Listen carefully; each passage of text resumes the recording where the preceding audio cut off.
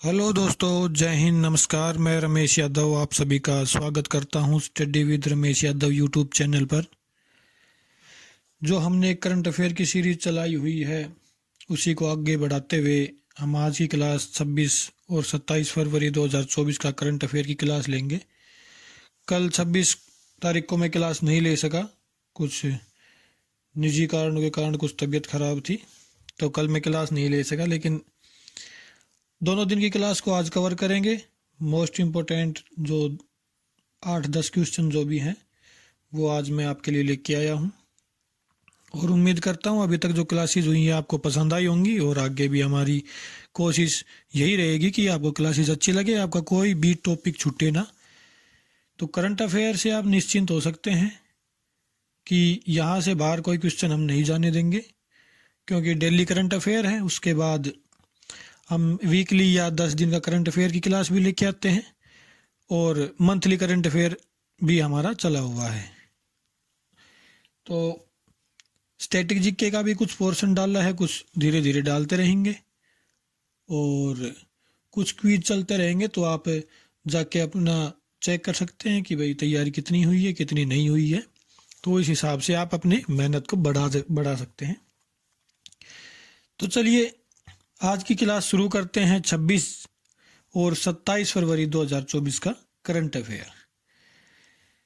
Point number 1, राष्ट्रपति द्रौपदी मुर्मू ने किया पर्पल फेस्ट कार्यक्रम का उद्घाटन। तो पर्पल फेस्ट कार्यक्रम का उद्घाटन किसके द्वारा किया गया है? राष्ट्रपति द्रौपदी मुर्मू के द्वारा किया गया है। तो आप कंफ्यूज मत हो ना, एक क्वेश्चन एक पहले भी आया था कि अंतर्राष्ट्रीय पर्पल फेस्टिवल कहाँ मनाया गया है? वो गोवा में मनाया गया था। अंतर्राष्ट्रीय पर्पल फेस्टिवल गोवा में मनाया गया था, ये दिल्ली में मनाया गया है। ये पर्पल फेस्टिवल है ओनली, वो अंतर्राष्ट्रीय था। तो देखते हैं इसके बारे में। 8 से 13 जनवरी 2024 तक गोवा में आयोजित इंटरनेशनल पर्पल फेस्टिवल 2024 की सफलता के बाद सामाजिक न्याय और अधिकारिता मंत्रालय के तहत विकलांग व्यक्तियों के सशक्तिकरण विभाग, देखो यहाँ विकलांग नहीं आना चाहिए, यहाँ दिव्यांग आना चाहिए। विकलांग गलत है, दिव्यांग कर लेना, नाम बदल दिया था विकलांग का। को 26 फरवरी 2024 को राष्ट्रपति भवन में अमृत उद्यान में समावेशता के एक दिवसीय उत्सव की मेजबानी की। तो अंतर्राष्ट्रीय पर्पल फेस्टिवल की अगर बात करें तो गोवा में था, और केवल पर्पल फेस्ट की बात करें तो दिल्ली में राष्ट्रपति भवन में मनाया गया है, और द्रौपदी मुर्मू जी के द्वारा आयोजित किया गया है। आगे चलते हैं। पॉइंट नंबर 2, भारत जापान धर्म गार्जियन सैन्य अभ्यास का शुभारंभ। तो फर्स्ट पॉइंट तो यही हो गया कि भाई भारत और जापान के बीच होता है धर्म गार्जियन। धर्म गार्जियन किनके बीच होता है? भारत और जापान के बीच होता है। इनके बारे में और जानते हैं, बाकी हम बताएंगे आपको। संयुक्त सैन्य अभ्यास धर्म गार्जियन का 5वां संस्करण आज नहीं, ये 25 तारीख को शुरू हो गया था। भारत के राजस्थान में महाजन फील्ड फायरिंग रेंज में शुरू हुआ। 25 फरवरी से 9 मार्च 2024 तक चलने वाला यह अभ्यास एक केंद्रित प्रशिक्षण कार्यक्रम के लिए भारतीय सेना और Japan ground self defence force को एक साथ लाता है। तो किनके बीच हो रहा है? भारत और जापान के बीच हो रहा है। और जो पैदल सेनाएं होती हैं, जैसे अपनी आर्मी हो गई, आर्मी और जापान की आर्मी के बीच होता है। ये दो चीज़ें याद रखनी है कि भाई भारत और जापान के बीच अगर सेना की बात करें तो आर्मी के बीच होता है, पैदल जो सेना होती है उनके बीच में होता है। जापान की अगर बात करें तो जापान आपको पता ही होगा एक द्वीपीय ही देश है। कई द्वीप मिलके एक देश का निर्माण करते हैं। सबसे बड़ा द्वीप क्योटो, जो जापान का सबसे बड़ा द्वीप है, क्योटो द्वीप के नाम से जाना जाता है। और टोक्यो जापान की राजधानी है। प्रधानमंत्री फूमियो किशिदा यहाँ के प्रधानमंत्री हैं जापान के। तो आगे चलते हैं। जापान के लिए इतना ही। पॉइंट नंबर 3, अनुराग सिंह ठाकुर चंडीगढ़ में करेंगे फिल्म प्रमाणन सुविधा कार्यालय की स्थापना। तो फिल्म प्रमाणन सुविधा क्या होती है कि जैसे सर्टिफिकेट दिए जाते हैं, कोई भी फिल्म आई तो सर्टिफिकेट के लिए वो जाती है कि भाई ये इसको पास किया जाएगा या नहीं किया जाएगा बोर्ड के द्वारा। तो वो सुविधा हमें चंडीगढ़ में भी अब मिलेगी। चलिए इनके बारे में कुछ जानते हैं। केंद्रीय सूचना और प्रसारण मंत्री ने अनुराग सिंह ठाकुर ने चंडीगढ़ में केंद्रीय फिल्म प्रमाणन बोर्ड CBFC के एक नए कार्यालय की योजना का खुलासा किया। इस कदम का उद्देश्य फिल्म प्रमाणन प्राप्त करने की प्रक्रिया को और अधिक सुविधाजनक बनाकर क्षेत्र में फिल्म निर्माताओं का समर्थन करना है। तो आप समझ सकते हैं कि कोई भी चीज़ है हमारे इंडिया में वो सर्टिफिकेट के साथ ही चलती है। किसी भी काम को भी करने के लिए हमें लाइसेंस लेना पड़ता है, तो वही सर्टिफिकेट है उसके लिए। तो फिल्म कोई भी रिलीज होती है वो सर्टिफाइड होनी चाहिए, पास होनी चाहिए बोर्ड से। तो उसका कार्यालय बनाया गया है चंडीगढ़ में, ताकि भाई अगर हमारे इस इलाके से कोई फिल्म, हरियाणा, पंजाब, दिल्ली, इस इलाके से कोई फिल्म अगर हम लेके मुंबई जा रहे हैं तो उससे अच्छा है हम चंडीगढ़ उसको प्रमाणित करा सकते हैं। तो आप समझ गए होंगे मेरे कहने का मतलब। तो वो चंडीगढ़ में स्थापित कर रहे हैं। चंडीगढ़ के बारे में अगर हम बात करें तो आपको मैंने पहले भी बताया था कि सुसज्जित तरीके से बसाया गया शहर है चंडीगढ़। ली बुर्जियर के द्वारा बसाया गया था। जवाहरलाल नेहरू के सपनों का शहर बोला जाता है चंडीगढ़ को, क्योंकि उन्होंने ऐसे शहर का सपना देखा था। तो आपको पता ही होगा कि ये केंद्र शासित प्रदेश है हरियाणा और पंजाब की। राजधानी है,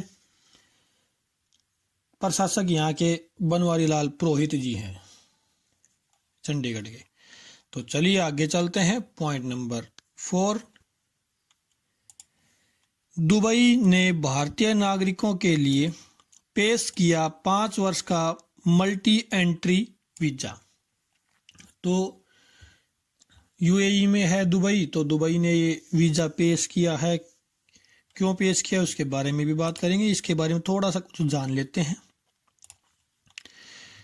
दुबई के अर्थव्यवस्था और पर्यटन विभाग ने भारत और संयुक्त अरब अमीरात के बीच यात्रा को बढ़ाने के उद्देश्य से 5 वर्ष के मल्टी एंट्री वीजा की शुरुआत की घोषणा की।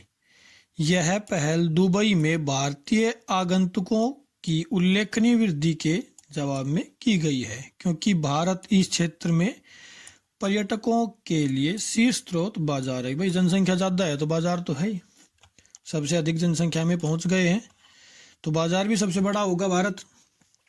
देखो मल्टी एंट्री वीज़ा क्या होता है कि जब हम कहीं पे भी घूमने जाते हैं तो हमें वीज़ा मिलता है, टूरिस्ट वीज़ा 3 महीने का, 6 महीने का मिलता है, और उसको मैक्सिमम फिर 6 महीने तक हम बढ़वा सकते हैं। लेकिन इस वीज़ा में क्या है कि भाई हम एक बार 5 साल का बनवा लिया और उसके बाद हम मल्टी एंट्री मतलब कई बार एंट्री ले सकते हैं।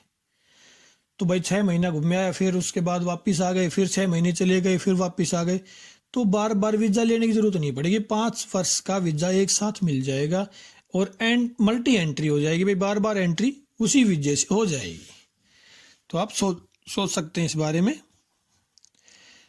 तो दुबई के बारे में बात करें तो आपको पता है टूरिस्ट के लिए सब कुछ किया जा रहा है दुबई में, क्योंकि उनके प्रशासक जो हैं उनको पता है कि यहाँ पे तेल ख़त्म होने वाला है, तो टूरिस्ट प्लेस बनाने के लिए इसको आगे बढ़ रहे हैं। चलिए आगे चलते हैं।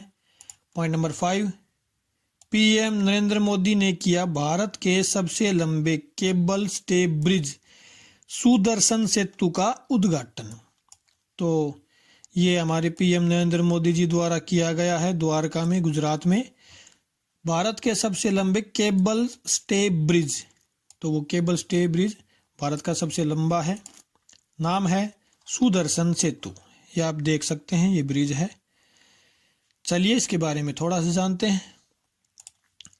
प्रधानमंत्री नरेंद्र मोदी ने गुजरात के द्वारका में भारत के सबसे लंबे केबल आधारित पुल सुदर्शन सेतु का उद्घाटन किया। केबल आधारित क्या होता है कि भाई बीच में खंबे होते हैं, जैसे आप इस इमेज में भी देख सकते हैं। देखो अभी दिखाते हैं इमेज में, ये खंबे हैं। तो ये केबल आई हुई है, जितनी भी इन केबलों पे रुका हुआ ये ब्रिज, ये केबल आई हुई इन केबलों पे रुका हुआ है, तो ये केबल ब्रिज हो गया। आगे चलते हैं। ओखा और बेयट द्वारका द्वीप को जोड़ने वाली यह विशाल बुनियादी ढांचा परियोजना प्रगति और कनेक्टिविटी के प्रति देश की प्रतिबद्धता के प्रमाण के रूप में स्थित है। तो नरेंद्र मोदी जी द्वारा किया गया है द्वारका में। द्वारका की अगर हम बात करें तो आपको पता ही होगा, कृष्ण भगवान की नगरी बोला जाता है द्वारका को। और हमारे 4 धामों में से एक है, जैसे बोलते हैं हिंदुओं में 4 धाम यात्रा करेंगे, तो 4 धामों में से एक द्वारका है। और अगर चारों धाम की मैं बात करूं तो बद्रीनाथ, पुरी, रामेश्वरम और द्वारका, ये 4 हमारे 4 धाम हैं हिंदुओं के। और द्वारका की अगर बात करें तो आपको पता ही होगा, बिल्कुल अरब सागर के किनारे पे बसा हुआ है। और नदी की बात करें तो गोमती नदी यहाँ से निकलती है। कई बार पूछ लिया जाता है कि किस नदी के किनारे है, तो गोमती नदी निकलती है यहाँ से। तो आगे चलते हैं, चले।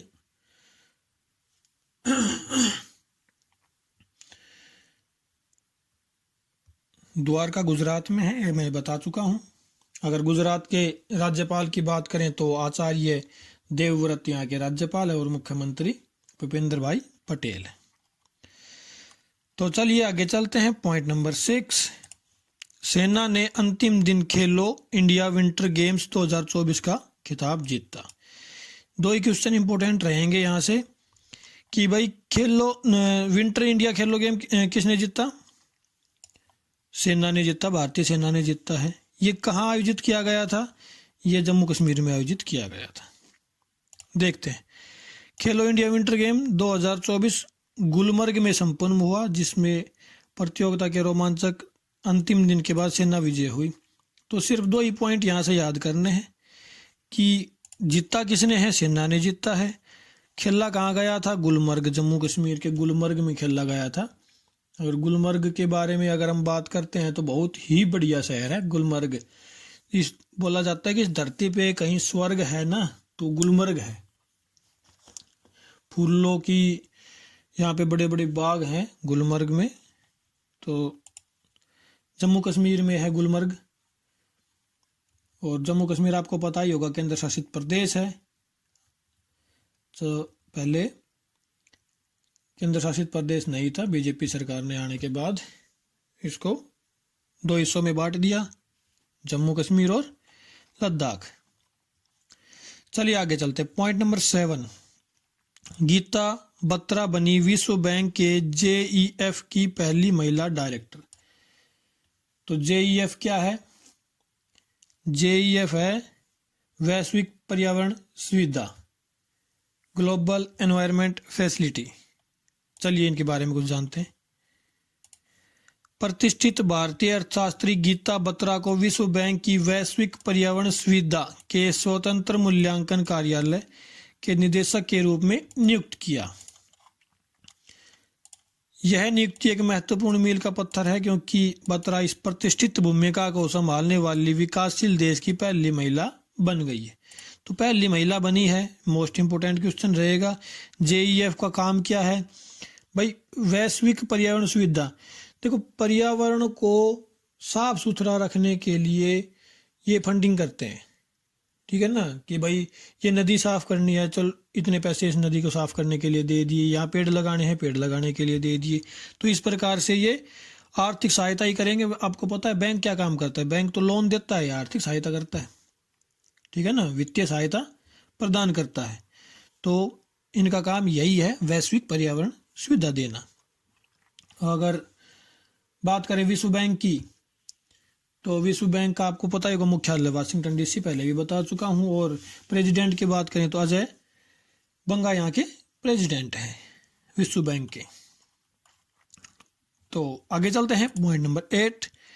केरल की राजधानी तिरुवनंतपुरम में अट्टुकल पोंगल पर्व मनाया गया। तो पोंगल पर्व कहाँ मनाया जाता है? केरल में मनाया जाता है। इसके बारे में थोड़ा सा जानते हैं। तिरुवनंतपुरम में रविवार को अट्टुकल पोंगल फेस्टिवल मनाया गया, जिसमें बड़ी संख्या में महिलाओं ने अट्टुकल देवी को भोग लगाया। इस दौरान महिलाओं ने मिट्टी के चूल्हे पर चावल, गुड़, नारियल से पोंगल बनाया। यह अट्टुकल भगवती मंदिर का 10 दिवसीय त्योहार है। तो किस भगवान को, किस देवी को भोग लगाया जाता है? अट्टुकल देवी को भोग लगाया जाता है। केरल के तिरुवनंतपुरम में मनाया गया है। केरल की राजधानी है तिरुवनंतपुरम। केरल के अगर सापेक्ष में बात करें तो दक्षिण में है हमारा केरल, और अरब सागर के साथ लगता हुआ। और राज्यपाल की बात करें तो आरिफ मोहम्मद खान यहाँ के राज्यपाल हैं। मुख्यमंत्री हैं पिनराई विजयन। चलिए आगे चलते हैं, पॉइंट नंबर 9। भारत की सबसे बड़ी रक्षा उपकरण प्रदर्शनी पुणे के पास मोसी में शुरू हुई। तो पुणे में ही लगा सकते हो आप, जिला तो पुणे ही है। रक्षा उपकरण प्रदर्शनी मतलब जितने भी हमारे पास उपकरण हैं उनको दिखाना। प्रदर्शनी का मतलब होता है कि जैसे मार्केट लगा देते हैं, भाई हमारे पास ये प्रोडक्ट है, कोई खरीदना चाहे तो आके खरीद सकता है, वो उसको बोलते हैं प्रदर्शनी। जैसे हर एक शहर में, हर एक गांव में एक मार्केट लगती है, भाई संडे को मार्केट लग गई तो संडे को वो अपने अपने सामान को ला के रख देंगे कि भाई हमारे पास ये है। प्रदर्शनी जिसको प्रदर्शन करेंगे कि ये है हमारे पास, तो आपका जो भी मन करता है आप खरीद सकते हैं, तो वो उसी को बोलते हैं प्रदर्शनी। तो ये कहाँ किया गया है? महाराष्ट्र में पुणे में किया गया है। चलिए इसके बारे में जानते हैं। भारत की सबसे बड़ी रक्षा उपकरण प्रदर्शनी डिफेंस एक्सपो का आयोजन शनिवार से महाराष्ट्र सरकार के उद्योग विभाग द्वारा पुणे के पास मोसी में अंतर्राष्ट्रीय प्रदर्शनी और कन्वेंशन सेंटर में किया जा रहा है। तो कहाँ किया जा रहा है? महाराष्ट्र में किया जा रहा है, पुणे में किया जा रहा है। इंपॉर्टेंट इतना ही रहेगा।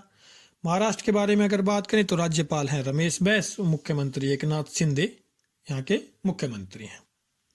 मुंबई महाराष्ट्र की राजधानी है और राजनीतिक राजधानी भी मुंबई है। अगर भारत की आर्थिक राजधानी की बात करें तो हम आर्थिक राजधानी भारत की मुंबई बोलते हैं, राजनीतिक राजधानी दिल्ली। चलिए आगे चलते हैं, पॉइंट नंबर 10। राजस्थान के जैसलमेर में डेजर्ट फेस्टिवल 2024 शुरू हुआ। ये एक बार क्वेश्चन पहले भी आ चुका है, जब अनाउंस हुआ था, अब शुरू हो चुका है, तो इसलिए भी इम्पोर्टेंट है ये। तो डेजर्ट फेस्टिवल नाम से ही आपको पता होगा डेजर्ट का मतलब क्या होता है? मरुस्थल। तो मरुस्थल हमारे भारत में है कहाँ? राजस्थान में है, सबसे ज़्यादा जैसलमेर में है। तो आप इसके नाम से भी अंदाज़ा लगा सकते हैं, याद हो गया होगा अभी तो। इंटरनेशनल डेजर्ट फेस्टिवल के अंतिम दिन की शुरुआत में पालीवाल समाज के 84 गाँव में शुमार प्राचीन ऐतिहासिक गांव कुलधरा के बारे में आपने सुना भी होगा, वह खाबा में विभिन्न कार्यक्रमों का आयोजन हुआ। देशी विदेशी सैलानियों ने आयोजित कार्यक्रमों में जमकर आनंद लिया। तो अंतर्राष्ट्रीय डेजर्ट फेस्टिवल कहाँ हुआ है? राजस्थान में हुआ है, जैसलमेर जिले में हुआ है। पाकिस्तान की साथ सीमा साझा करता है जैसलमेर जिला। अगर राजस्थान की हम बात करते हैं तो भारत का सबसे बड़ा राज्य है राजस्थान। क्षेत्रफल के मामले में राज्यपाल हैं कलराज मिश्रा और मुख्यमंत्री अभी हाल ही में जो बने थे श्री भजन लाल शर्मा जी यहाँ के मुख्यमंत्री हैं। तो राजस्थान टूरिज्म के लिए बहुत जाना जाता है, आपको पता ही होगा। वहाँ पे बहुत अच्छे अच्छे किले हैं, मरुस्थल है, जंतर मंतर है राजस्थान में, जयपुर में आमेर का किला है। तो बहुत सी टूरिस्ट प्लेस हैं राजस्थान में। तो कैसी लगी आज की क्लास? कमेंट करके ज़रूर बताएं। अगर अच्छी लगे तो लाइक करें, शेयर करें, चैनल को सब्सक्राइब ज़रूर करें, जिससे हमें मोटिवेशन मिलेगा और आगे भी अच्छी क्लासेस देंगे। और अभी थोड़ा सा काम चल रहा है, अगर प्रोग्रेस अच्छी रही तो लाइव क्लासेस शुरू करने की हम सोच रहे हैं। तो देखते हैं कब तक आप पूरा कराते हैं उस चीज़ को। ये आपके ऊपर ही डिपेंड करता है कि आप कब से लाइव क्लासेस लेना शुरू कर रहे हैं। तो आज के लिए इतना ही। चैनल को आप सब्सक्राइब ज़रूर करें, कमेंट करके बताएं क्लास कैसी थी, लाइक करें, शेयर करें। क्लास देखने के लिए आपका धन्यवाद। Thank you very much.